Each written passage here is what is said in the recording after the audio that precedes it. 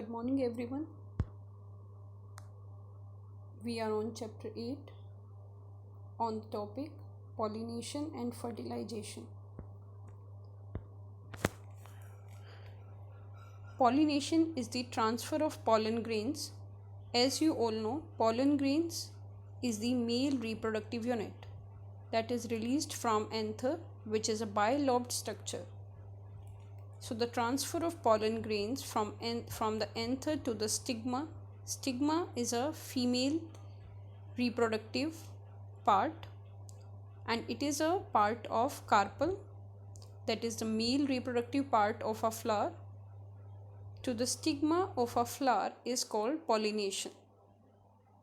So basically pollination is the transfer of pollen grains, that is male gamete, to the female gamete.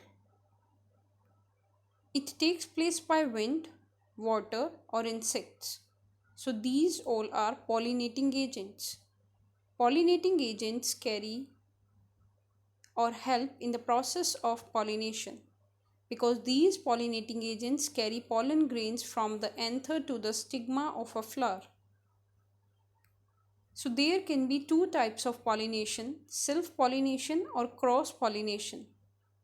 If the pollen grains are transferred from the anther to the stigma of the same flower, then it is self-pollination.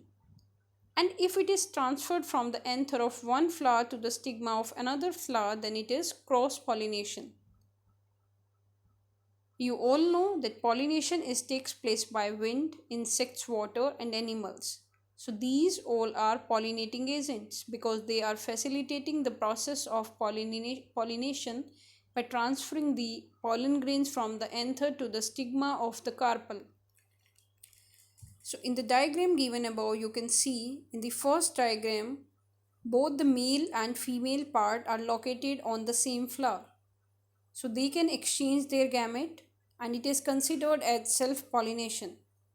But in the second diagram, you can see both the flower of the same species, because you all are familiar that the process of reproduction takes place in the individual that belongs to same species.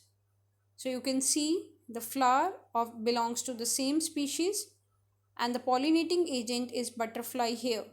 So butterfly sit on the one flower, take pollen grains from there, and when it comes to the another flower for collecting nectar, then it left some pollen grains on that flower. So the pollinating agents help in the process of pollination.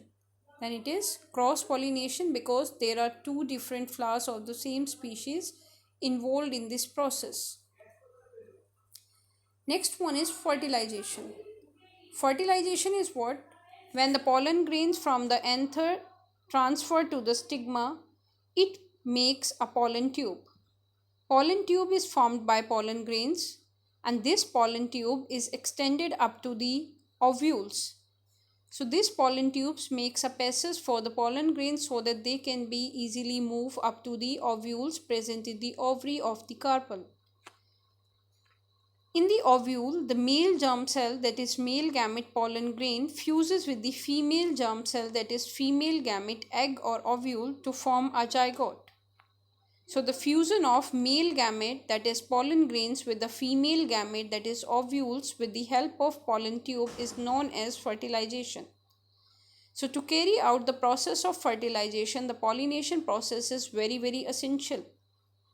After fertilization, zygote divides several times and forms the embryo. Embryo further divides and forms the baby plant.